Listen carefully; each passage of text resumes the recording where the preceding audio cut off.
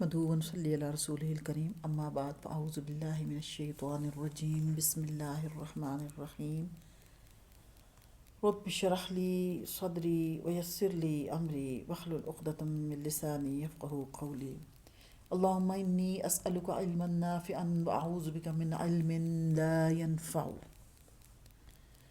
عزیز ساتھیوں، بچوں، بزرگوں، تمام خواتین، السلام علیکم ورحمۃ اللہ وبرکاتہ۔ نبی آخر الزماں حضرت محمد صلی اللہ علیہ وسلم کی سیرت مبارک پر کچھ ذکر ہو رہا تھا، جس میں ایک چیپٹر جو ہم نے اس سے پہلے پڑھا ہے وہ ہے 3 تحریریں۔ اس میں اس کے آخر میں اس طرح کا معاملہ تھا کہ بہت سارے قبائل یہ چاہتے تھے کہ حجر اسود کو اپنی جگہ پر رکھا جائے، اور کون خوش نصیب ہے جس نے حجر اسود کو اپنی جگہ پر رکھا۔ پھر سوال یہ تھا کہ کون اس کو رکھے گا۔ آخر وہ سب بیت اللہ میں جمع ہو گئے، یعنی مختلف قبائل جو تھے وہ بیت اللہ شریف میں جمع ہو گئے۔ ان لوگوں میں ابو امیہ بن مغیرہ تھا، اس کا نام حذیفہ تھا۔ قریش کے پورے قبیلے میں یہ سب سے زیادہ عمر والا تھا۔ یہ ام المؤمنین سیدہ ام سلمہ رضی اللہ عنہا کا باپ تھا۔ قریش کے انتہائی شریف لوگوں میں سے تھا، مسافروں کو سفر، سامان اور کھانا وغیرہ دینے کے سلسلے میں بہت مشہور تھا۔ جب کبھی سفر کرتا تو اپنے ساتھیوں کے کھانے پینے کا سامان خود کرتا تھا۔ اس وقت اس شدید جھگڑے کو ختم کرنے کے لیے اس نے ایک حل پیش کیا۔ اس نے سب سے پہلے یہ کہا، اے قریش کے لوگوں، اپنا جھگڑا ختم کرنے کے لیے تم یوں کرو کہ حرم کے صفا نامی دروازے سے جو شخص سب سے پہلے داخل ہو اس سے فیصلہ کرا لو۔ وہ تمہارے درمیان جو فیصلہ کرے وہ سب اس کو مان لیں۔ یہ تجویز سب نے مان لی۔ آج اس دروازے کو باب السلام کہا جاتا ہے۔ یہ دروازہ رکن یمانی اور رکن اسود کے درمیانی حصے کے سامنے ہے۔ اللہ کی قدرت کہ اس دروازے سے سب سے پہلے حضور اکرم صلی اللہ علیہ وآلہ وسلم تشریف لائے۔ قریش نے جیسے ہی آپ کو دیکھا پکار اٹھے، یہ تو امین ہیں، یہ تو محمد ہیں، ہم ان پر راضی ہیں۔ اور ان کے ایسا کہنے کی وجہ یہ تھی کہ قریش اپنے آپس کے جھگڑوں کے فیصلے آپ ہی سے کرایا کرتے تھے۔ آپ کسی کی بیجا حمایت نہیں کرتے تھے، نہ بلا وجہ کسی کی مخالفت کرتے تھے۔ پھر ان لوگوں نے اپنے جھگڑے کی تفصیل آپ کو سنائی۔ ساری تفصیل سن کر آپ نے فرمایا، ایک چادر لے آؤ۔ وہ لوگ چادر لے آئے۔ آپ نے اس چادر کو بچھایا اور اپنے دست مبارک سے حجر اسود کو اٹھا کر اس چادر پر رکھ دیا۔ اس کے بعد آپ نے ارشاد فرمایا، ہر قبیلے کے لوگ اس چادر کا ایک ایک کنارہ پکڑ لیں، پھر سب مل کر اس کو اٹھائیں۔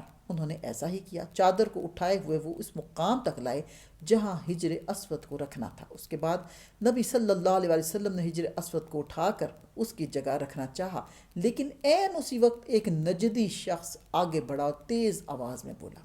بڑے تعجب کی بات ہے کہ آپ لوگوں نے ایک کم عمر نوجوان کو اپنا رہنما بنا لیا ہے، اس کی عزت افزائی میں لگ گئے ہو۔ یاد رکھو، یہ شخص سب کو گروہوں میں تقسیم کر دے گا، تم لوگوں کو پارا پارا کر دے گا۔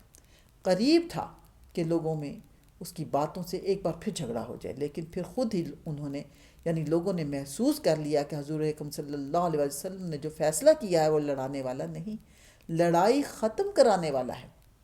چنانچہ حجر اسود کو نبی کریم صلی اللہ علیہ وسلم نے اپنے مبارک ہاتھوں سے اس کی جگہ پر رکھ دیا۔ مورخوں نے لکھا ہے، یہ نجدی شخص دراصل ابلیس تھا جو اس موقع پر انسانی شکل میں آیا تھا۔ جب کعبے کی تعمیر مکمل ہو گئی تو قریش نے اپنے بتوں کو پھر سے اس میں سجا دیا۔ کعبے کی یہ تعمیر جو قریش نے کی تھی، چوتھی تعمیر تھی۔ سب سے پہلے کعبے کو فرشتوں نے بنایا تھا۔ بعض صحابہ نے فرمایا کہ زمین و آسمان کو پیدا کرنے سے پہلے اللہ تعالیٰ کا عرش پانی کے اوپر تھا۔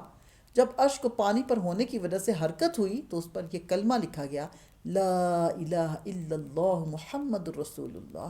اللہ تعالیٰ کے سوا کوئی معبود نہیں، محمد اللہ تعالیٰ کے رسول ہیں۔ اس کلمے کے لکھے جانے کے بعد عرش ساکن ہو گیا۔ پھر جب اللہ تعالیٰ نے آسمان اور زمین کو پیدا کرنے کا ارادہ فرمایا تو اس نے پانی پر ہوا کو بھیجا۔ اس سے پانی میں موجیں اٹھنے لگیں اور بخارات اٹھنے لگے۔ اللہ تعالیٰ نے ان بخارات یعنی بھاپ سے آسمان کو پیدا فرمایا۔ پھر اللہ تعالیٰ نے کعبہ کی جگہ سے پانی کو ہٹا دیا۔ ہٹا دیا، جگہ خشک ہو گئی، چنانچہ یہی بیت اللہ کی جگہ ساری زمین کی اصل ہے اور اس کا مرکز ہے۔ یہی خشکی بڑھتے بڑھتے 7 براعظم بن گئی۔ جب زمین ظاہر ہو گئی تو اس پر پہاڑ قائم کیے گئے۔ زمین پر سب سے پہلا پہاڑ ابو قبیس ہے۔ پھر اللہ تعالیٰ نے فرشتوں کو حکم فرمایا زمین پر میرے نام کا ایک گھر بناؤ تاکہ آدم کی اولاد اس گھر کے ذریعے میری پناہ مانگے، انسان اس گھر کا طواف کریں جس طرح تم نے میرے عرش کے گرد طواف کیا ہے تاکہ میں اس سے راضی ہو جاؤں۔ فرشتوں نے حکم کی تعمیل کی، پھر آدم علیہ السلام نے خانہ کعبہ کی تعمیر شروع کی، اس کے بعد حضرت ابراہیم علیہ السلام نے خانہ کعبہ کی تعمیر کی۔ اس طرح قریش کے ہاتھوں یہ تعمیر چوتھی بار ہوئی تھی۔ حضور اکرم صلی اللہ علیہ وسلم کی عمر 40 سال کے قریب ہوئی تو وحی کے آثار شروع ہو گئے۔ اس سلسلے میں سب سے پہلے آپ کو سچے خواب دکھائی دینے لگے۔ آپ جو خواب دیکھتے وہ حقیقت بن کر سامنے آ جاتا۔ اللہ تعالیٰ نے سچے خوابوں کا سلسلہ اس لیے شروع کیا کہ اچانک فرشتے کی آمد سے کہیں آپ خوف زدہ نہ ہو جائیں۔ ان دنوں ایک بار آپ نے سیدہ خدیجہ رضی اللہ عنہا سے فرمایا جب میں تنہائی میں جا کر بیٹھتا ہوں تو مجھے آواز سنائی دیتی ہے، کوئی کہتا ہے محمد، اے محمد۔ ایک بار آپ نے فرمایا مجھے ایک نور نظر آتا ہے، یہ نور جاگنے کی حالت میں نظر آتا ہے، مجھے ڈر ہے اس کے نتیجے میں کوئی بات نہ پیش آئے۔ ایک بار آپ نے یہ بھی فرمایا اللہ کی قسم مجھے جتنی نفرت ان بتوں سے ہے اتنی کسی اور چیز سے نہیں ہے۔ وحی کے لیے آپ کو ذہنی طور پر تیار کرنے کے لیے اللہ سبحانہ وتعالیٰ نے فرشتے اسرافیل کو آپ کا ہمدم بنا دیا تھا۔ آپ ان کی موجودگی کو محسوس تو کرتے تھے مگر انہیں دیکھ نہیں سکتے تھے۔ اس طرح آپ کو نبوت کی خوشخبریاں دی جاتی رہیں، آپ کو وحی کے لیے تیار کیا جاتا رہا۔ اللہ تعالیٰ نے آپ کے دل میں تنہائی کا شوق پیدا فرما دیا تھا، چنانچہ آپ کو تنہائی عزیز ہو گئی۔ آپ غار حرا میں چلے جاتے اور وہاں وقت گزارتے۔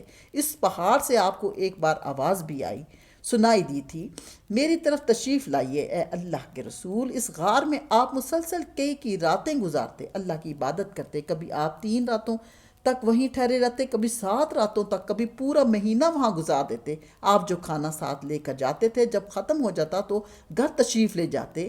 یہ کھانا عام طور پر زیتون کا تیل و خشک روٹی ہوتا تھا، کبھی کھانے میں گوشت بھی ہوتا تھا۔ غار حرا میں قیام کے دوران کچھ لوگ وہاں سے گزرتے اور ان میں کچھ مسکین لوگ ہوتے تھے، آپ انہیں کھانا کھلاتے۔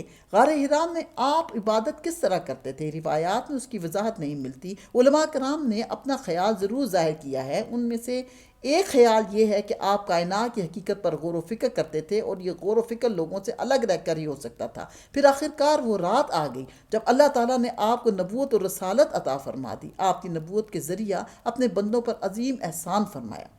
وہ ربیع الاول کا مہینہ تھا اور تاریخ 17 تھی۔ بعض علماء نے یہ لکھا ہے کہ وہ رمضان کا مہینہ تھا کیونکہ قرآن رمضان میں نازل ہونا شروع ہوا تھا۔ 8ویں اور 30ویں تاریخ بھی روایات میں آئی ہے اور یہ پہلا موقع تھا جب جبرائیل علیہ السلام وحی لے کر آپ کی خدمت میں حاضر ہوئے۔ اس سے پہلے وہ آپ کے پاس نہیں آئے تھے۔